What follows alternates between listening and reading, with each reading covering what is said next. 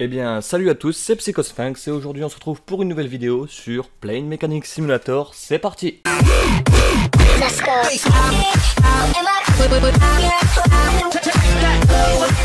Eh bien, nous voici sur le menu de Plane Mechanic Simulator, un menu tout simple. Donc moi j'ai déjà commencé le jeu, mais je vais faire commencer un nouveau jeu avec vous. Donc, Psychosphinx, commencer.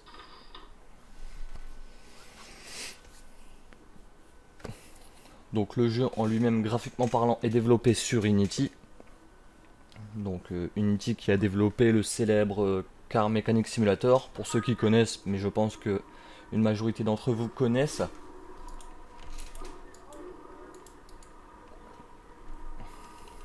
Donc là on peut voir qu'on est en mai 1940, sous la Seconde Guerre mondiale. Régler le problème de la puissance moteur et refaire le plein de l'avion. Donc il y a toujours des petites astuces pour vous aider, hein. Alors, on va commencer par refaire le plein de l'avion. Bon, déjà, si il veut pas me poser l'échelle correctement, ça risque pas de fonctionner. Hop.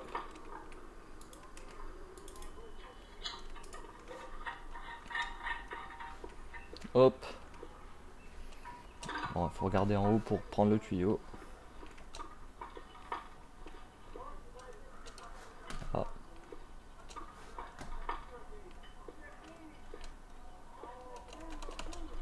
Bon, j'ai quand même réussi à le mettre. Ça a été. Hop. Donc il n'y avait pas grand chose à faire là. Tâche réalisée. Ok. On peut. Hop, on reprend tout ça. On repose ça à sa place.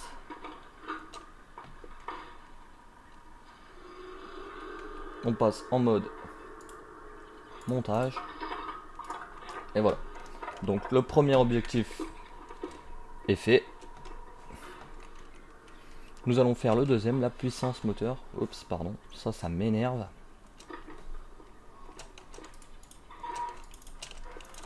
Bon, quelquefois j'ai l'impression que ça bug un peu.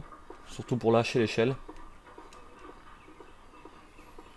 Donc la puissance moteur. Hop. Alors.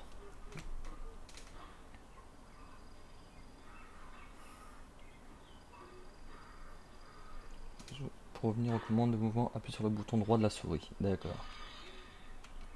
Donc, on va vérifier les pièces. Donc là, on peut voir que le carburateur est endommagé.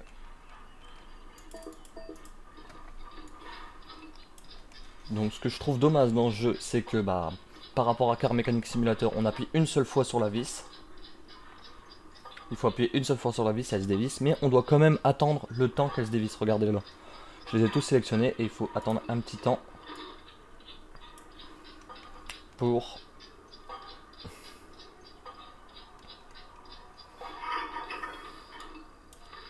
Donc voilà. Maintenant, en mode désassemblage. Bon, ça c'est déjà fait, hein. J'ai été un peu plus rapide que le tuto parce que je l'avais déjà fait.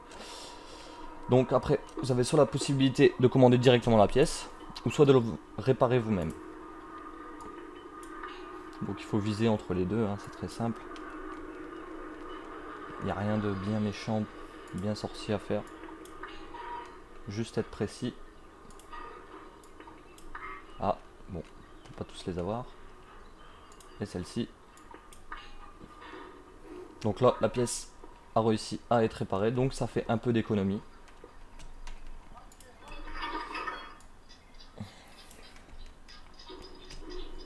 Tâche réalisée. Hop.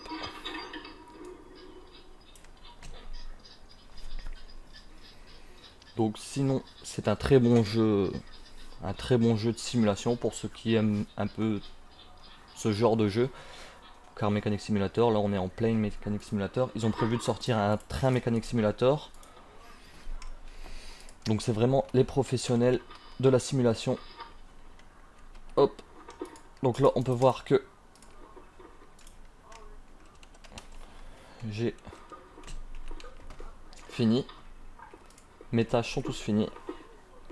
Donc il faut aller là. On clique. Donc il y a un petit stylo. Et voilà.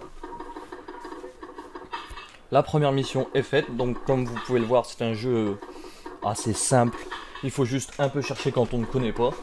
Ça reste accessible quand même à pas mal de personnes. Je pense pas qu'il faut un bac plus 10 pour faire ce jeu. Donc pour moi c'est un bon jeu. Mais malheureusement on est sur de la répétition. Moi qui a déjà fait 10% du jeu, on est sur un jeu beaucoup trop répétitif. Déjà j'ai fait les 15 premiers pourcents du jeu et pour moi à mon goût c'était un peu trop répétitif. Après c'est un bon jeu pour passer le temps comme ça, voilà. Donc là il faut changer les roues et refaire le plein de l'avion. Mais comme je vous le disais, on a le même objectif à chaque fois, c'est refaire le plein de l'avion. Donc voilà. Donc bon bah j'espère que vous avez aimé cette petite mission et cette petite présentation de Plane Mechanic Simulator. Et je vous dis à très vite pour une prochaine vidéo. C'était Psychosphinx. Salut!